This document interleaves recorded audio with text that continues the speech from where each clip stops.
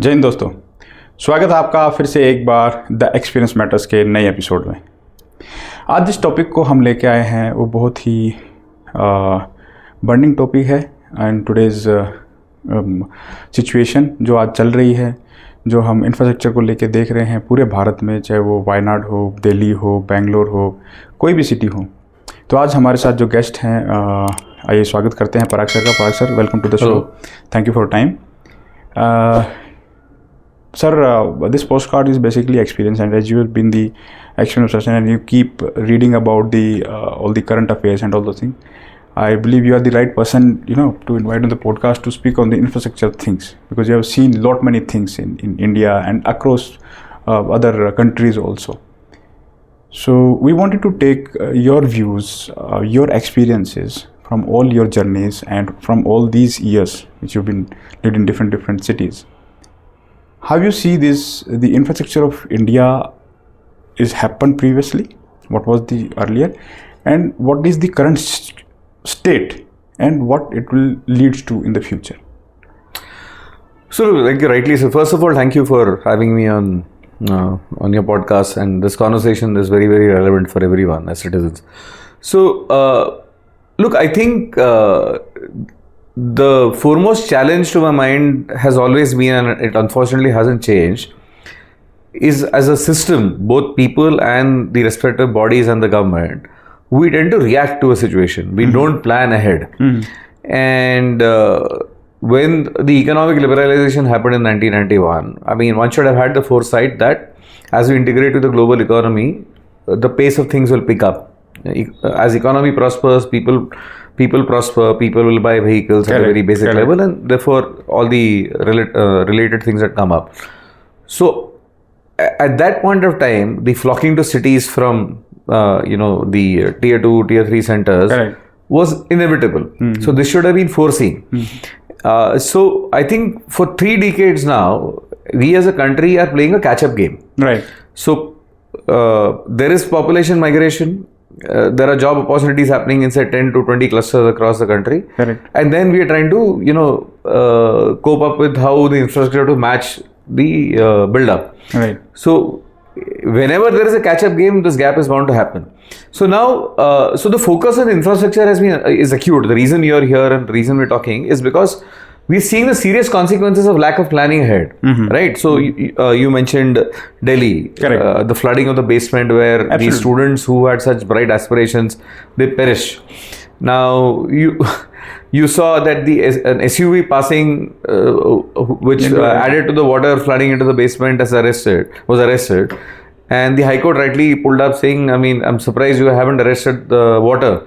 You should have arrested the MCD officials who gave permission for these centers to run. Correct. So the fundamental point here is that our day-to-day lives, yours and mine and everyone around us, citizens, is affected by the local municipalities.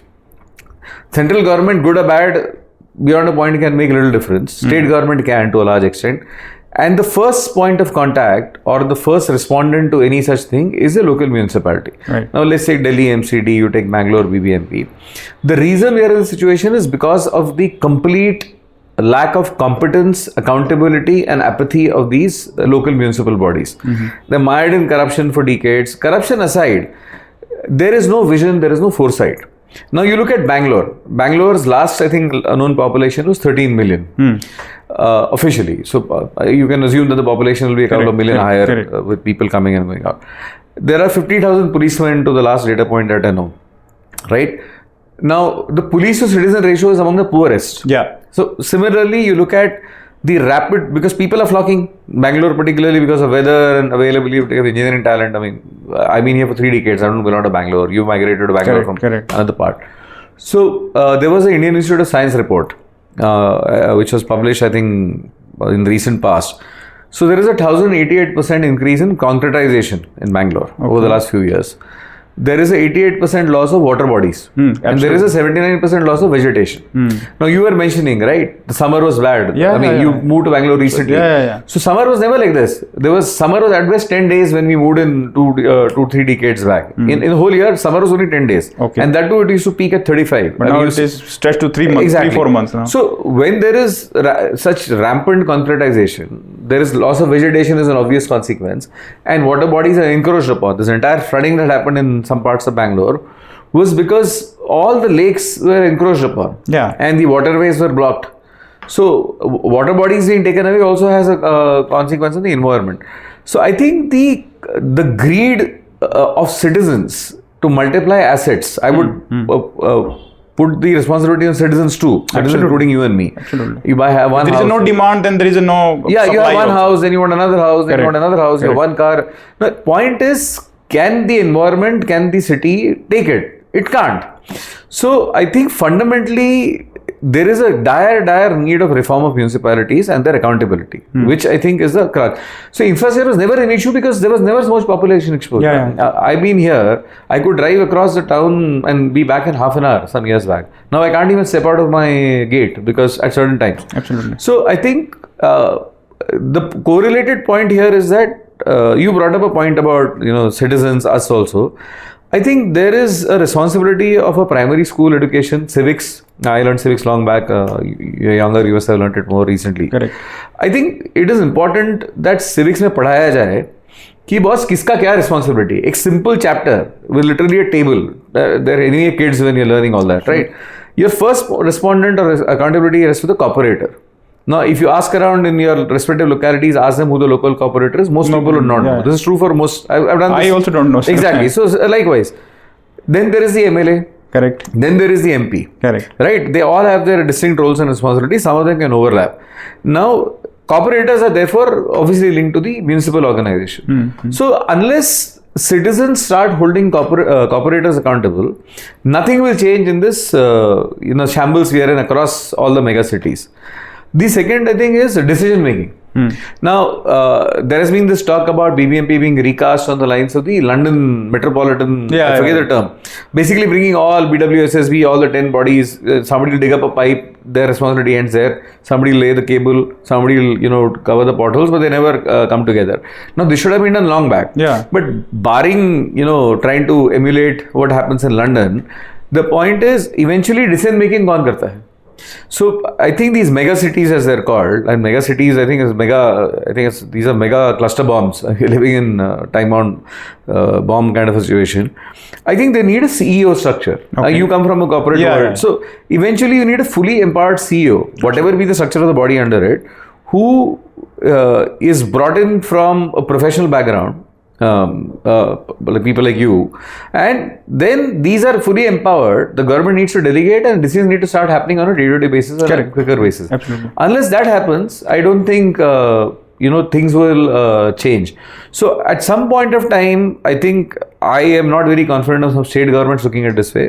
Perhaps the center can, and I don't know what the best way is legally or constitutionally to reform or recast the municipal bodies in all the mega cities as a start with. I think that needs to happen. So I just wanted to put one thought across this, what you just said, sir. I understand that the awareness of the civilians are also is a major concern. But what I think is that the planning, basically the planning commission or the planning departments in all these municipalities is a very the utmost importance thing. One, don't you think that the planning of our previous ancestors, like the rurals, the Bangalore was planned in such a way that all the lakes are interconnected. Now, when these plannings are happening, when the builders are approaching to the these municipals for getting their buildings approved and everything, then these people are, maybe it's a corruption thing, is one aspect to it, but definitely they should also look into that. Okay, if I'm approving this thing, what are the consequences of those things? Because the planning department is already there. This is one aspect. Another thing, whether the reservations, basically, because the people who are into the system, I didn't know. Reservation into the jobs, to the people. Like if a person is coming out from an IIT, he's from a general quota, and the person having a high ranking and everything, and the person is coming from a different background who has a very less marks in secured in academics and all, he is getting a job, and then the people are applying, he may not be able to plan that manner. Is that also affecting those planning commission and everything? Okay, no, I think reservations is, can be a separate discussion because it might digress. So, I do have views like you have views. So I don't have any concrete or anecdotal evidence to suggest that this angle that you brought in is playing a part in the lack of planning or lack of foresight. So I will, I would refrain from perfectly. Responding to that part. But yes, now you touched upon an important aspect about planning. So that is exactly the point. When I mentioned competence, now competence can also lead to what you were saying. Absolutely. Where does competence come from? It comes from skills and knowledge and expertise you need to have for that particular aspect. Now, if you look at the education landscape, there are architects who are not really, it's a much neglected stream if you ask me. And there are some large institutes which do specialize in urban planning, and there are ones overseas too. So I don't think there is a shortage of urban planning talent. Absolutely. Good talent, and there are these lovely institutes who take people on merit. So I'm not sure whether they are the go-to people. Like we have campus recruitments for other jobs. Correct. Do these municipalities go to the best institutes and recruit the brightest urban planners from these well-known institutes? You have a valid point. Maybe it doesn't happen. So I don't know. That could change the way things are. But the point here is, even if that were to happen, let's say a bright urban planner says, look, I can't give you permission because it will upset the ecosystem and your surroundings, or whatever the case may be. I think eventually it is the political will that prevails. Yeah, So, otherwise you will get a pressure from... even if you take out the corruption angle. You rightly brought up, sir, regarding the competency. So how these things can be improved? What is the, like you said that they should go and approach to the good institutes where these architects are coming out. But then there is again an angle of the national eligibility test. All these tests were from where the people are passing these tests. Then so ultimately there is a entire need of changing the recruitment process also. You're focusing on. I mean, you are suggesting on. Look, if I to my mind, is an unknown facet. I really don't know what is the criteria used for hiring in these municipal organizations, and I think you raise a very valid point. So if they are not bringing in the right kind of expertise, professional expertise, because eventually planning requires professional expertise. I mean, it comes with a certain educational background. Correct. So the School of Planning and Architecture, SPA Delhi is ranked the highest, and there is Bhopal and there are a few others. So they produce the brightest urban planners.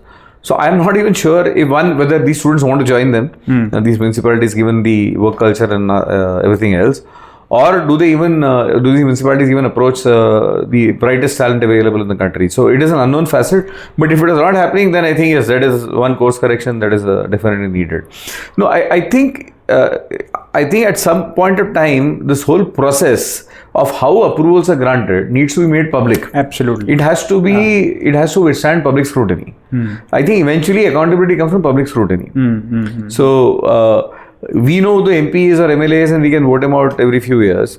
The corporate elections are a whole different ball game. It is a multi-layered election process. Correct. You and I typically don't directly elect or go through that election process. So I think therefore I'm saying that fundamentally, if the local municipalities are recast, making it more accountable, more nimble, more agile, more centralized, a CEO-led, to my mind, that is a solution. Now, I am not sure what is the best way to do it. Perhaps a private member bill or a larger bill discussion at the central level. But again, this would be a state subject, I presume. So unless the state government is willing, correct. Then again it comes back to us as citizens. There has to be enough pressure created by all of us, correct, for these discussions to happen in the public domain. If they start, अभी apathy देख लो ना आप, जैसे दिल्ली में आपने बताया city को, it is tragic. I mean, tragic is a good English word, but beyond a point, the damage done to those lives and their families is never ending. I mean, they've been robbed of everything. So now, does it mean that other parents are going to start evaluating कि भैया coaching centre का infrastructure कैसा है? Correct. करते हैं क्या? नहीं करते हैं. मेरे हिसाब से नहीं करेंगे सर. तो ये जिम्मेदारी हमारी भी बनती है. तो आई थिंक ये दूसरों का प्रॉब्लम है, हमारे साथ नहीं होगा. ये it runs across the country. I think that also has to change. I know it is very easy to say, इसका कोई सोल्यूशन नहीं है, बट ये एपैथी जो है सिटीजन्स का भी, कि till my apartment gets flooded I will not react. So unless, I think the recasting of the municipalities has to be done by the state government. But what I feel is that ultimately, what you just rightly brought up the point. See, whatever you do in the municipal, department or BBMP, whatever it is, ultimately the pressure comes from the politicians. They can influence their decisions and whatever means they have. then the ultimately responsibility again fall back to the citizens. Because if they are choosing their leader, right politicians, then only the things will fall into place, right? Absolutely. So eventually it starts with us, right? Yeah. And this indifference to politics, there's a lot of young population where I stay, college, undergrad students. Right. So I need to share this. So this must be a group of girls and boys, early 20s. I was passing by and I heard this girl say, I don't like Indian politics. Now, you're an Indian. Correct. So what does the statement, I don't like Indian politics mean? So there is no understanding of what politics is. Politics impacts us, and if we ignore it, it impacts our future generations. Sure. So you're right. So eventually it comes back on the citizens. But I think on a more immediate basis, citizen activism, like Bangalore has organized like Whitefield Rising and a few others. I think they do a decent job. This is a citizen collective. Because in Bangalore, these flyover works have been stopped because so I think these are good citizens who come together, they mobilize people, normal citizens like you and me, and they build a climate of opinion or pressure on the system, which I think is needed. So to my mind, what prevents every ward or every constituency to form an association like the Whitefield Rising Association? I take that example because broadly the area we are in. So I think if these associations or movements are formed in every ward or constituency in the top 6 cities or the mega cities, I think that could be a starting point. Because eventually they bring matters to public domain. Or हम लोग भूल गए. See, I'll tell you another aspect. I'm sure you will relate to it. See, you look at vote banks as a concept. Farmers are a vote bank, and for the life of me, I don't understand why farmers are a vote bank. This whole term Annadata is something I have a strong disagreement with. वो जो भी खाना उपज होती है हम पैसा देके खरीदते हैं. It's a profession they have taken by choice. So there is no favour involved, right? आप खरीदते हो at a price that is available on the shelf, right? And पीछे बैक एंड सप्लाई चेन में जो प्राइसेस होते हैं, you can question MSP, all that's a different debate. So I am saying eventually the point is that कि आप ये there are multiple vote banks, आपको तो पता है. I don't know. The problem is professional urban citizens like you and millions who live in mega cities are not a vote bank for any party. Correct. Vote bank नहीं है. क्यों नहीं है? क्योंकि people like you and others who live in these 6, 7, 10 cities don't depend on the government for anything. They are professionally qualified. They get jobs on merit. And they are focused on their career, family, etc., etc. So there is no time. So to some extent I don't blame citizens also. कि आप activism के लिए आपको time निकालना पड़ेगा. आपको career है, family है, बच्चे है, एजुकेशन है. There are too many things happening in a family which are priority. But so till the time, I was thinking about this when you spoke about this topic, कि till the time professional urban citizens organise themselves as a vote bank, till then I don't think any politician or any political party or any municipal body will pay attention to us. So therefore, I think we need to start behaving or organizing ourselves like a vote bank. Ki if you do not do A, B, C, D, E, we will not vote for you. Correct. I think that needs to happen. Absolutely. And one more point which I foresee in this aspect is, sir, if these development, whichever the organization is doing, if these developments have been shifted to a tier 2 cities of all the states, I think that will also somehow reduce these these issues, number one. Number two, the migration which is happening towards the mega cities, cosmopolitan cities, this will also reduce drastically, right? What is your views on that? So you're right. So this has been discussed ad nauseum for I think at least 10 years now. I mean, you look at newspapers, you look at happening. There is no execution. So this decongestion, which is what you're referring to, will happen only when, let's say, now they're talking about 6 satellite townships to be developed. This, like I said, I've been in Bangalore for 3 decades. I think I've heard this for now 2 decades now. The government has also spoken about this 10 new cities in and across these new cosmopolitan cities. So point is, it remains on paper.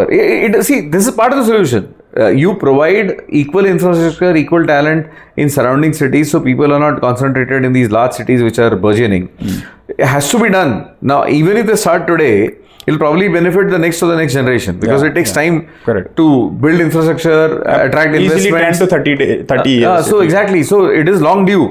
So it is a solution. To my mind, it is an obvious solution. I mean, it's a no-brainer. But it hasn't been done. No, because again, there is politics involved, land prices skyrocketing, which city should be chosen. Then they will make their whatever, they'll get their first share of the growth story. So all that I think impedes. But so that's exactly what I'm saying. I think how can it be changed from a structural standpoint, a time-bound standpoint, is I think what needs to be answered. I don't have the answers. I think there has to be a bill to recast it. I don't know whether it can be done by an ordinance. I am not the subject matter expert. Unfortunately, to my mind, I think it's a state subject. So unless there is a mandated bill triggered by the likes of the Wayanad disaster or the MCD-led disaster of the basement flooding and innocent children dying, or other disasters that we keep reading every year. We had 2 years back in Bangalore only. Yeah, Bangalore only. So every monsoon is the same story across multiple cities. So unless there is an ordinance brought in, I don't know whether the center can do it. And there is a ownership that these 10 cities will have to be decongested in the next 10 years. I'm just making a statement, whatever that may be. So it has to be like a mission. It has to be done on a war footing, that we will decongest these 10 cities in the next 10 years. I mean, it sounds like a simple but practical statement to me. And then multiple things are put behind that statement or objective. I think it can be done. Where there is a will, there is a way. You look at individuals making a difference, right? Now you look at the Union Minister of Transport, Gadkari. In Karnataka, Bangalore is in shambles. But if you travel across, the highways are in excellent condition. Excellent, correct. So, and I'm not batting for a political party, but the point is, if there is the right person in the right job, he can make a difference. You take Bangalore, sorry, I need to bring this, it might sound like digressing. Now, there was a traffic commissioner of Bangalore called M.A. Salim. I don't know if you heard his name. No. I think he recently got transferred to another role about a year back, but he was there for at least 2-3 years. Everybody you talk to noticed a change in the congestion. Now, he had no authority to change the infrastructure. Obviously, he can't. Correct. But he made simple changes. Wherever there's a cluster of 4 roads coming, he blocked it off, made it 3 roads. The time to airport travel, I know, has been cut down by half an hour for me, no matter what time I go. Simple changes in routing and creating blockades so that people are not jumping into other lanes. In 2 years, this one man, and we all know him, we attribute it to him because it is the same infrastructure or lack of it in Bangalore. But this man in 2 years made a difference. Correct. So there are examples like this across multiple places. So I think getting the right people for the right job, again, it comes from intent. So आप infrastructure change नहीं कर सकते तो अच्छे लोग तो लाओ, जो है उसमें ही आप थोड़ा इंप्रूवमेंट कर सकते हो, वो भी नहीं करना चाहते तो सी एंड इवेंचुअली वही है ना बॉस, जब तक आप सफर कर रहे हो और आप प्रोटेस्ट नहीं कर रहे हो तो चलता रहेगा. सिंपली अगर जब तक पानी मेरे घर तक नहीं आएगा तो मैं वो तो है. So eventually that is what I thought about, like sir, there was another in Andhra Pradesh, this Amravati, they are bringing one as a capital, new city, है ना, new city लेके आ रहे हैं, उसको capital बनाने के और सब कुछ हो चुका था. Then suddenly there is a change in the government और पूरा सब कुछ वो ठंडे मतलब पूरा उसका focus ही change हो गया. Because of that, the people, basically the farmers or the landowners who has donated given their land to the government, they also suffered a lot. What is your views on that thing, sir? Look, unfortunately, as differently as I try to think and answer, I think eventually it boils down to the change in the political landscape. Now, it is a reality that every time a government changes, because ultimately the things are in the hands of the citizens. So why do citizens change governments also is something a question citizens have to think about. Now, for example, if there are 10 key decisions taken by a previous government, which will benefit their children in the next 10 years, and even if there are other shortcomings of a particular government, state government in this case, can citizens have the maturity to say, okay, boss, we will ignore these smaller things I haven't done, but in the interest of these 10 larger decisions that are taking that are going to benefit my children, let me continue to vote for the government so that the projects can be seen to its logical conclusion. Like you gave the example of Amravati, Maharashtra is a similar case, right? The metro rail project by the current Home Minister of Maharashtra, Devendra Fadnavis, was stalled by citizen activists, the RA shared everything, all the maths was put out that there is everything else makes it unviable cost. And you look at the problem citizens in Mumbai are facing, but within the short span that he's come back, he's managed to get that activated in a big way. Correct. But citizens suffered. So why do citizens vote out a particular government? This decision has to be thought through by citizens in a more serious way. It can't be कि बस ये यहाँ पे मेरे यहाँ street light नहीं हुआ या कुछ नहीं हुआ या मेरे कास्ट को ये नहीं मिला कि बस ये इन्होंने 4 बड़े फैसले लिए हैं, इनको 10 साल लगेंगे पूरा करने को, तो ये 10 साल में मेरे बच्चों का भला होगा, कि यहाँ से यहाँ मेट्रो बन जाएगा, मेरे children today will have to change 3 buses to go, but they might have a direct metro connectivity. So can citizens start thinking like that? I think the onus is on us. But what do you think these freebies which has been promised by the government, political parties, this is also impacting these things, and the people are not understanding. The government is on record here. I don't want to name the gentleman. Sure. He says yes, we don't have funds for development. Will get compromised because we have to fund these freebies. So eventually आप देखो ना, so अगर आप freebie के लिए vote करते हो तो freebie कंटिन्यू होंगे.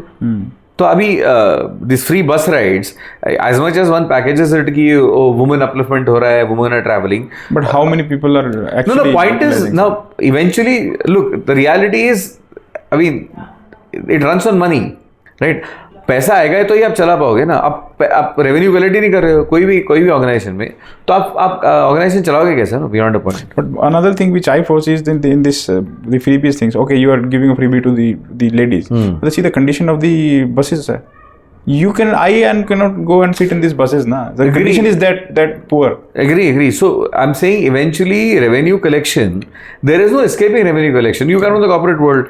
Eventually there has to be revenue coming in. Absolutely. Revenue नहीं आएगा तो then everything else will not happen. There will be no innovation, no investment. In this case, buses.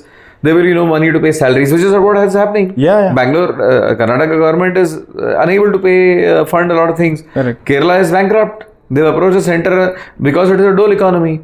सब फ्रीबीज दे के कम्युनिस्ट स्टेट चलाया है, and now they are approaching the centre as if it is the right. So like they say it is easy to spend somebody else's money. Eventually when you run out of somebody else's money, then what do? Correct. Eventually you have to collect money, and I don't think any sane citizen, whatever state of the society is in, if he sees that he's getting a certain value for the money he's paying, will hesitate paying. Yeah. You can say, look, certain basis पे, okay, I will reduce the bus fare. Right, अब तुमकोर से बैंगलोर आने का fair में reduce कर दो. मतलब बैंगलोर के अंदर फ्री ट्रैवल करने का क्या मतलब बनता है? फॉर इंस्टेंस अभी आप कर सकते हैं, इच्छा होनी चाहिए ना, वोट जीतने के हिसाब से करते हैं और लोग फ्री लेने के हिसाब से करते हैं, तो it's a marriage of convenience. अब आपने 200 यूनिट इलेक्ट्रिसिटी आपने फ्री कर दी है, उसके साथ ही आपने उसका यूनिट चार्जेस भी बढ़ा दिया है. अगर उससे आप तो डबल से भी ज़्यादा पे कर रहे हैं आदमी. हाँ, so this is exactly the point. No, the myopia of citizens, see which is what baffles me. You look at the typical trends in the Lok Sabha elections over the last 3 or 4 elections.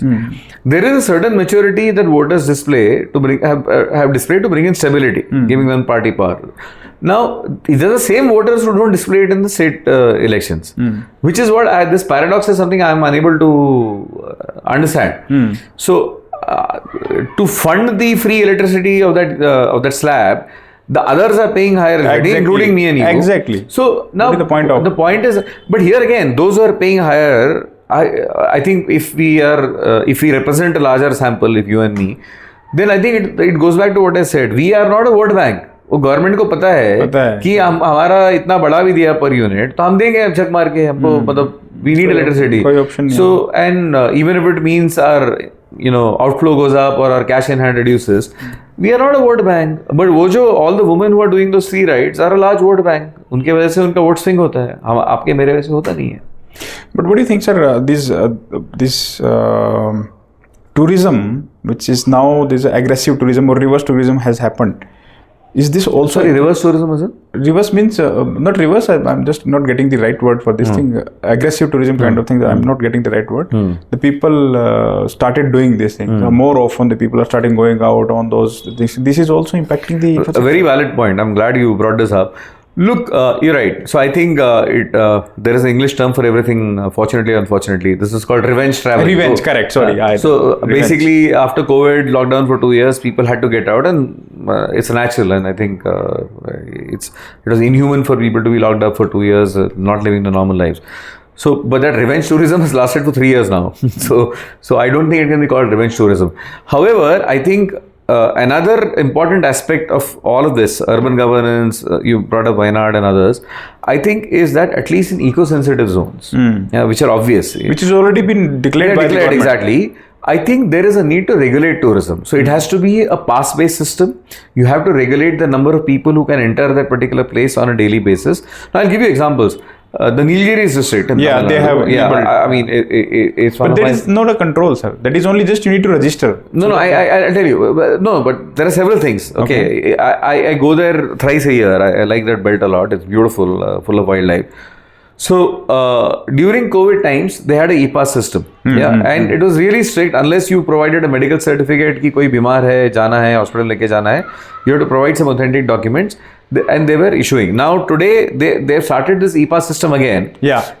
You're right. It is not to stop. They just want to measure the number of vehicles that are coming in with the vehicle registration numbers. कि कौन से city से कितना आ रहा है. But it is a good step in the right direction because they will then do analysis after a year. They have a database. Saying, okay, look, if this is the amount of vehicles that come in every day into Nilgiris, and this is the carbon emission, whatever litter that happens. So now we should reduce that to from let's say 1,000 vehicles enter a day into the belt. This ecosystem, a fragile ecosystem, can afford to take 500. But for that they need samples like कितने आते हैं वो पता होना चाहिए ना. So I honestly admire whoever runs that zone from an plastic has been banned there if you travel for years. You cannot, as you enter the checkpost, you will find heaps of plastic bottles collected by the local authorities. Correct. They don't let us in. If you go to a shop also, आपको bottle नहीं मिलेगा plastic का because they value that zone. So to keep it short, I think all eco-sensitive zones which are known, declared like you said, need to have a regulated pass entry system. आप खारदुंगला पास में जाओगे तो आपको permission लेने पड़ते हैं, इतने number of vehicles जाते हैं. Yes. Matheran, I am not sure if you know Matheran. I gone there. You got I've exactly. been there. No, आप सोचो वहाँ पे कितने सालों से, I think hundreds of years, no vehicle is allowed. Yes. You have to They go on park foot their vehicle, or you have to go on these mules or horses. Yeah. And that is why And they are local, that small train. train, that is within. So I'm saying no vehicle being allowed. I don't know of any other example. You can please tell me if there are any place in India. That is why it has remained the way it is. You're absolutely right. Tourism has to be regulated, and here I think the onus is on the center. There is a Union Minister for Tourism. He needs to come up with a policy. I do not know whether it is a state subject. I hope it is not.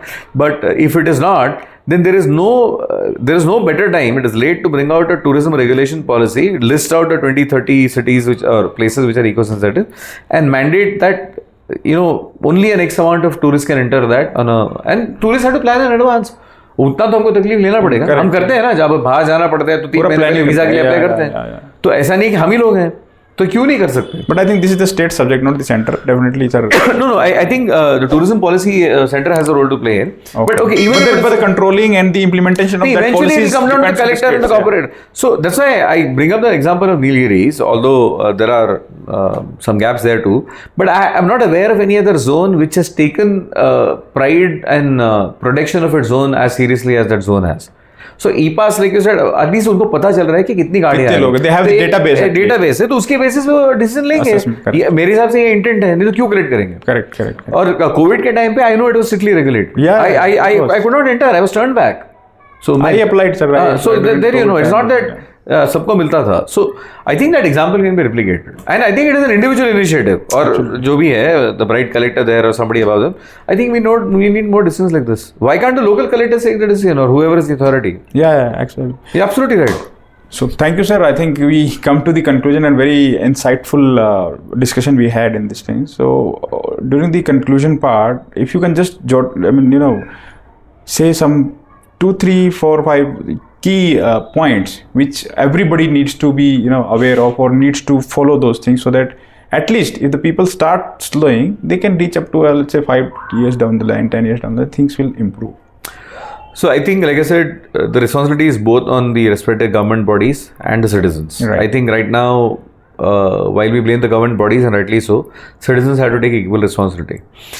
Second is, I think, revenge tourism. I don't know how long this revenge has gone on.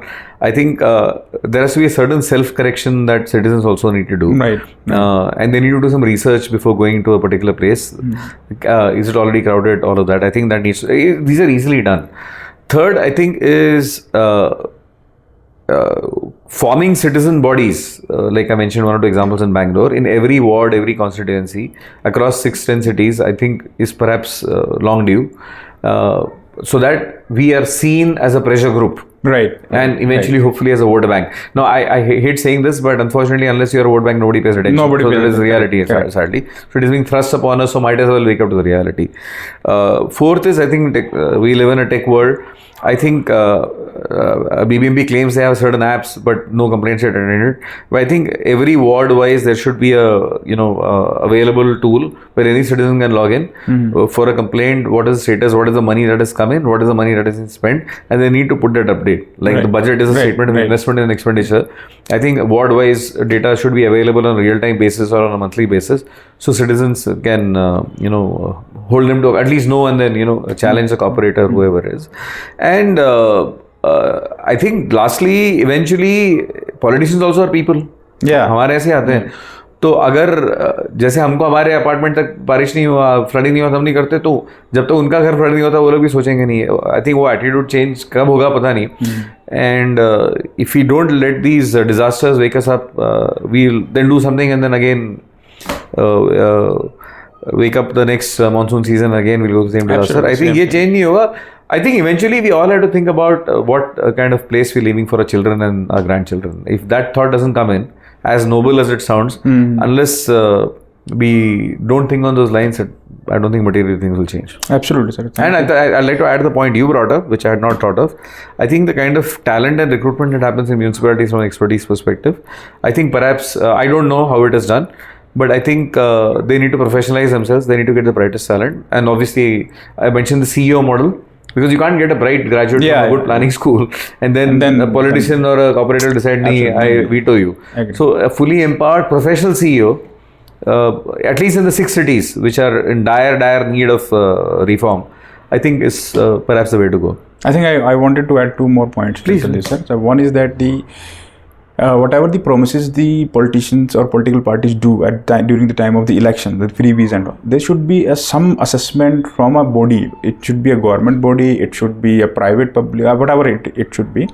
They should assess what freebies they are giving, whether it should be approved or not, because these things ultimately impacting your other things. Absolutely valid point. I'm glad you brought it up. So the Election Commission, I think, was told or chartered with, I do not know whether it falls within the brief or the mandate they have, that every time a freebie is promised, Election Commission of course comes into play during central elections, so I think it's state elections, what is the maths behind it? Yeah. And that needs to be made public. Correct. And people also have to go through the maths and then make a decision. Look, if they fund but prices, nothing else will go up, and therefore it's not viable for me. Because absolutely valid point. You're right. Another last point which I wanted to add in your conclusion, sir, is that the people, we citizens also think about कि मेरे पास कितनी property enough है यार. ऐसा नहीं है कि जैसे आपने स्टार्टिंग में बोला कि एक फ्लैट लिया, दूसरा लिया, चौथा लिया. अल्टीमेटली सी एवरीबडी नोज कि at the end of the day we have to go from this world. ठीक है, तो मैं अगर 4 मेरे पास मकान है, मैं यूटिलाइज कुछ कर नहीं रहा हूँ उसका, तो what is the purpose? Because until unless there is a requirement into the market, the builders और these people will not build. Again, I think we touched upon this briefly. I think both in terms of acquisition of assets in terms of cars and houses or flats, I think has to be self-correction. Yeah.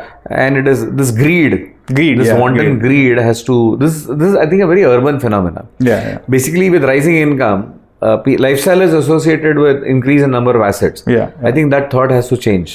Absolutely. So you're right, absolutely. I think government, I can't blame the government for it. It's people basically. Absolutely. So thank you, sir. Thank you for your this insightful session and the insightful input which you have provided. I hope that this episode will go to a wider audience and this impact some of the people, if not the larger audience, but some, at least if some people would get something from it, it will be very good. No, absolutely. It's something that affects all of us on a day-to-day basis, and I'm glad that you decided to discuss it. So we can only hope that things change, and I think eventually it boils down to us. But we can do this, what we discussed, if we can just start doing these small steps, I think it will absolutely do some impact. I think eventually you have to think about the future generations. I think the answers come from there. Exactly. Thank you, sir. Thanks for your time. Thank you so much.